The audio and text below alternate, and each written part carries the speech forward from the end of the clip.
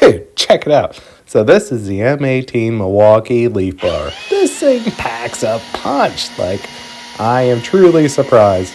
I mainly got this to clean up my job sites, and this thing makes it a breeze. Like, it moves some serious volume. It's not the fastest, but man, does this move dirt and debris out of the way.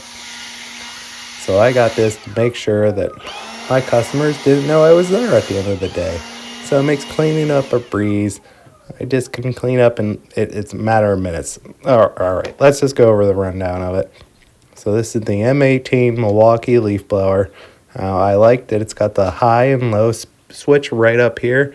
And then also it has the trigger lock right here. So if you're tired of holding the trigger, you can just lock it into place. We got the turbine fan here. And as you can see, it's a really nice build. And I'm running it on the 8 amp hour M18 battery. Now, this thing's big, but don't let it be deceiving because it's still pretty lightweight. Like, it's half the weight of a gas one. And it's really easy to use. And once you turn it on, it's not that heavy at all. Boom!